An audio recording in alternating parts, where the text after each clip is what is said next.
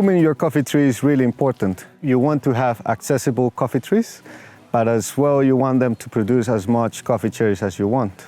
So one way of grooming tall trees such as this one is doing a 15 centimeter cut facing the sunrise. So with this type of groom, you're going to have new coffee trees growing, and you only want to have only 4 coffee trees growing from this variety. So the new trees that will grow from beyond 4, you just eliminate them, and then you will have a new fresh coffee tree. When you have young trees such as this one, you want to groom them and prune them around this height when the woody material is growing. You have to cut it in the wooden structure, because if you cut it on the green side, it will keep on growing further up. If you cut it in the wooden structure, it will stop the growth, and you will stop the growth of the complete tree, so the branches are going to become larger.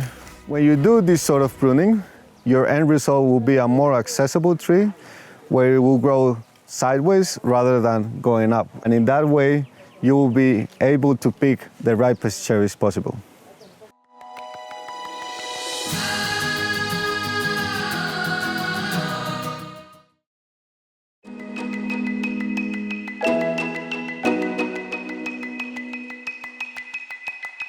To pick coffee, it's really important the size of the tree.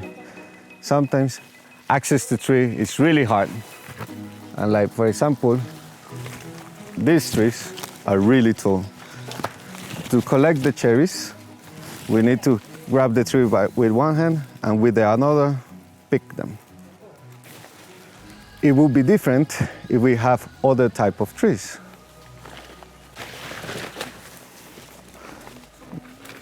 Shorter size trees are better because they give you access to all of the cherries in an easier way. And you can use both hands to pick the ripest cherries. In this way, picking is much more easier. Picking coffee, it's really important. That's why you want to pick the ripest cherries. To pick the ripest cherries and to measure the ripest cherries, you can use a refractometer, which measures the sugar content of the mucilage. This device will help you understand what a ripe cherry is and how to pick it. When you measure the sugars of a ripe cherry, you will see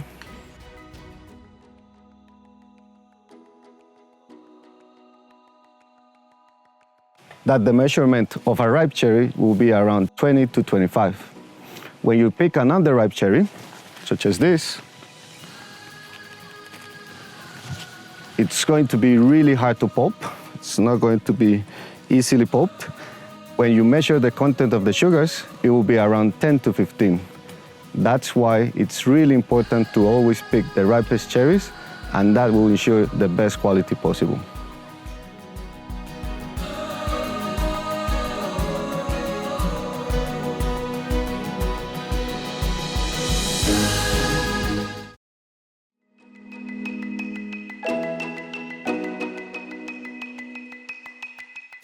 When processing coffee cherries, the first step that it's really important is floating the cherries in fresh water. To do this, we take our bag of cherries, but you can see that some of the cherries will come up and rise. These are cherries that were not well developed, that were attacked by bitter bottle, and that they are cherries that started to be dried in the coffee tree, all of which will affect the final flavor in the cup quality. Also, you do the floating because you want to stop the microbial activity around the cherry, cool down and stop all of the different fermentation process so that we can start working with our fresh and really good cherries.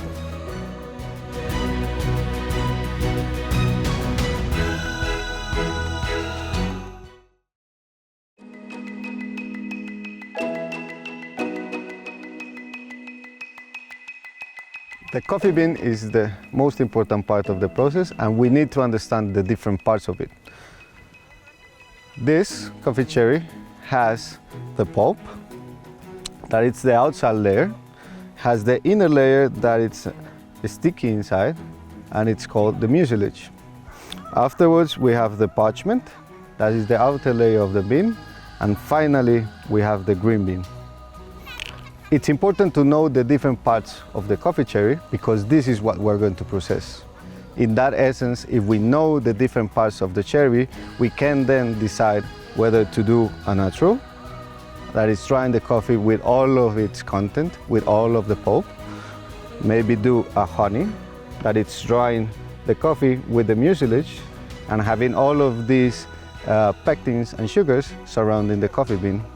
And finally, we can decide to do a washed, that it's removing all of the different parts of the coffee bean and only leaving the parchment and the green bean.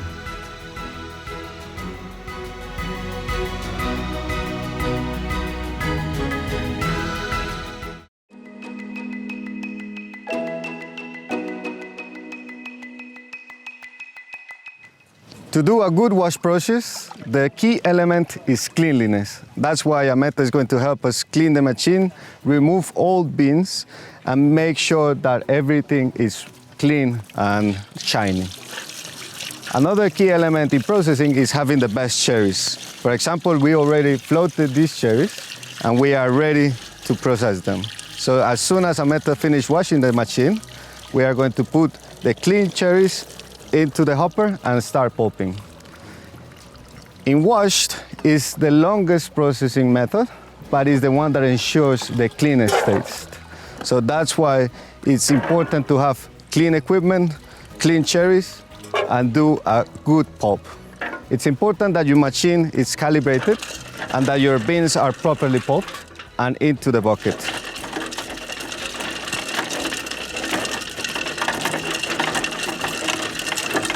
Once the pulp is finished, we're going to take all of these beans and take them to ferment. In fermentation, we want to use a clean and cool space because we want to ferment overnight as the temperature will drop. Fermentation is important because it will add flavors. That's why we're going to take these cherries to ferment in a cool space.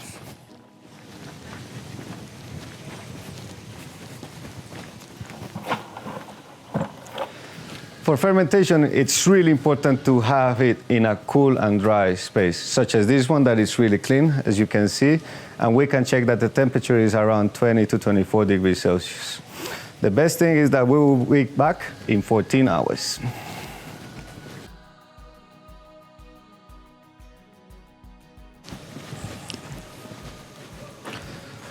14 hours have passed and we are in a still cool and dry area. You can check the temperature and tell me how it is. We have a temperature around 20 to 24 degrees Celsius. So it's really what is really good. Yep. We wanted a good fermentation. So when you know that it's a good fermentation, it smells nice and it smells like sweet. Really good. When fermentation has passed fast or has been done on a really hot space, it will start to feel really harsh or really pungent. That's why cool and dry areas are the best areas to ferment.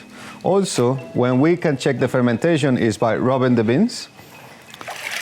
If it feels rough enough, then the beans are ready to be washed. And that's why we're going to do a 3-step washing.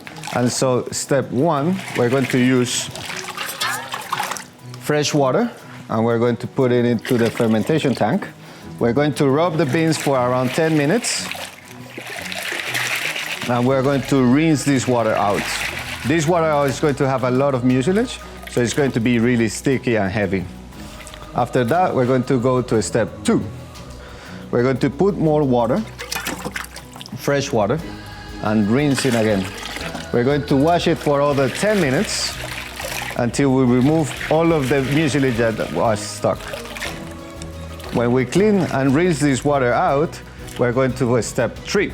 And we put the last amount of water, fresh water, and put a little bit more. In this step, we're going to rinse it and rub it for another 10 minutes.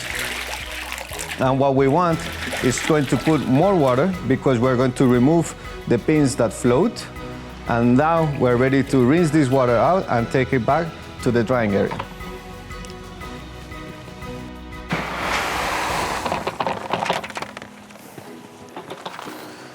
Drying washed is part of the easiest steps, but you have to be very careful to dry just the humidity content outside the washed coffee, and afterwards you have to put it in a thicker layers so you can slow down the process. You don't want to dry it too fast because then you're going to burst all of the parchment, and that will kill the embryo, which means the coffee won't taste that good. In here we have an example of wild pulp coffee that is from the ripest cherries possible. So you can see that it's really clean parchment. As well, we have regular parchment or underpicked, and you see that the underripe cherries don't pulp that easily. That's why you have a lot of skins and pulp on the mass.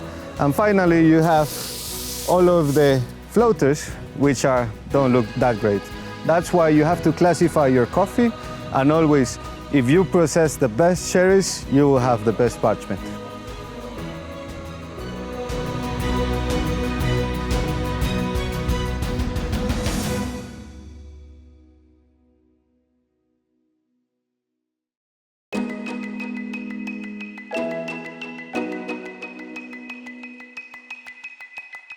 To make pulp naturals, we need to make sure the key elements are covered. So cleanliness of our equipment is very important. Today we're going to use a traditional pulper that you can find in many places around the world. And we're going to use 3 sorts of coffee beans. We have underripe cherries, or not really well done picked, really well done pick. Like the cherries that we need to process should be always the best cherries, and the floaters. So as the key element is cleanliness, we're going to wash away part of the dirtiness of the machine. So Ameta, can you help me?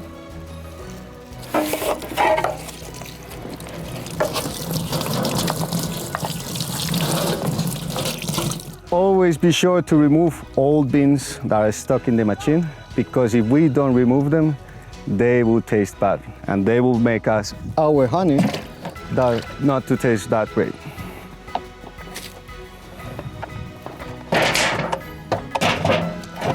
It's important to have calibrated equipment and hope that the bean is not crushed by the drum.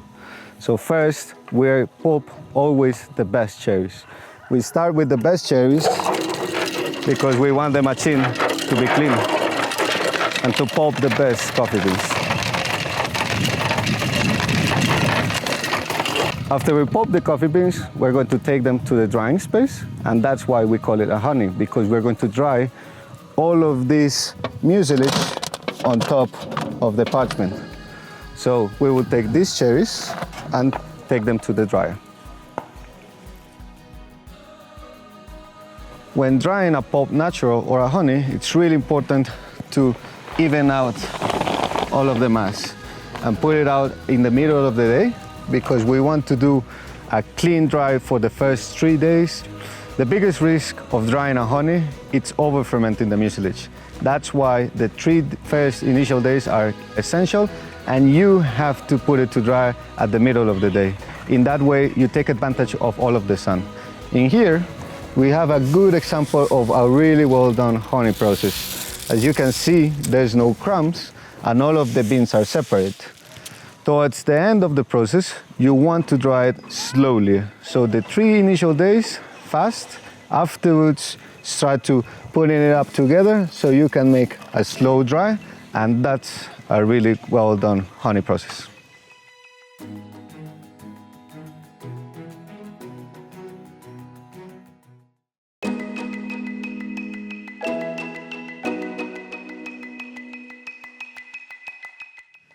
To do good naturals, you don't need too much equipment.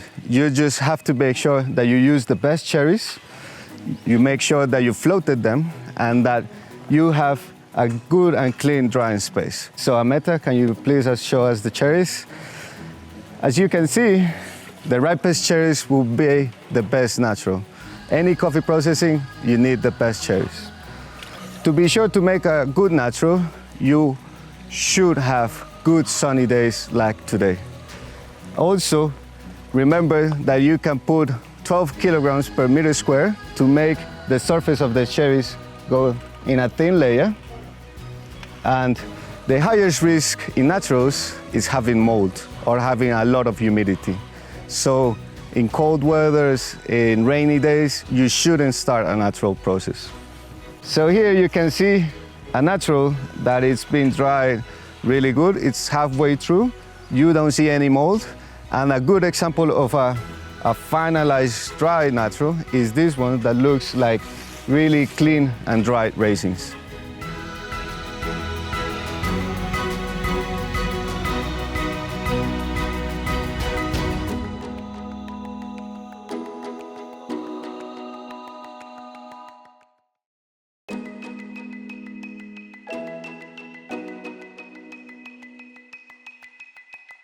Drying is very important in coffee processing. The key elements on drying are having a clean surface, hopefully having rice beds, and always make sure that your drying area is clean. In the drying different process, you need to understand that each process is different. As you can see, the honeys and the naturals need to be dried fast in the initial stages and slow towards the end. A wash, by the other hand, need to be dried slowly because you don't want to burst the parchment. As you can see, there's burst parchment because of the drying, and there's ideal drying wash coffees. You always have to make sure that you never get your coffee wet again, because if this happens, you can generate mold or over-fermented flavors to your cup. When drying coffee, it's really important to measure the humidity content. You want to dry your coffee between 10 to 12% humidity. For that, you can use a humidity meter, or you just pull a little bit of the parchment, take one bean, and if the bean crushes, like this one, the humidity content is not yet rich. When you crush a bean and you don't see it crush, then we are around 10 to 12% humidity moisture.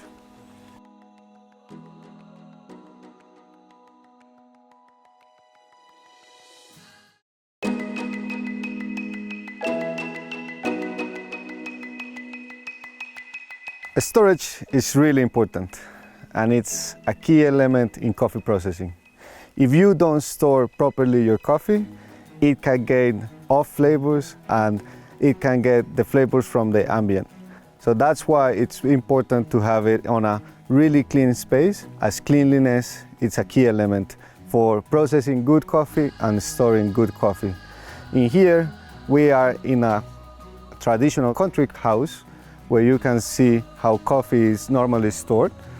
And there's some things that can be improved. We have wood fire inside the house. This smell can be passed through coffee, as well as cigarettes and all different elements such as gasoline and things that will affect the flavor of coffee. So the most important thing about storing coffee is doing it in a clean, dry space such that the coffee will taste really good even 6 months after having it stored.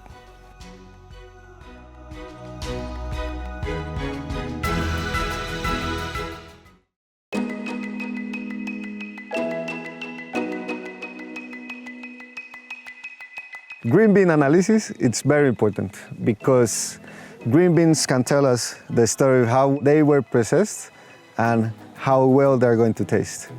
In here, we have different examples of what you can find in green beans. We can find rocks and strange material from the beans that are not supposed to be there. We can find borer beetle damage made primarily by the insect. And also you can find damage by the machinery, by the pulpers. Also, you will find over-fermented beans.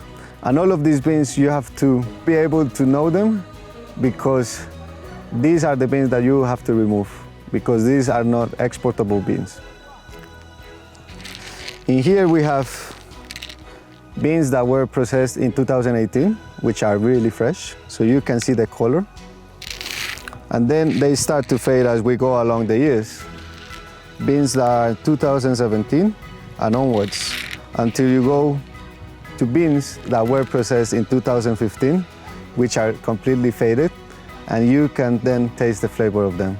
It will be papery and it won't be great. And that's why it's very important to do the green bean analysis and understand the difference between a good bean and a bad bean.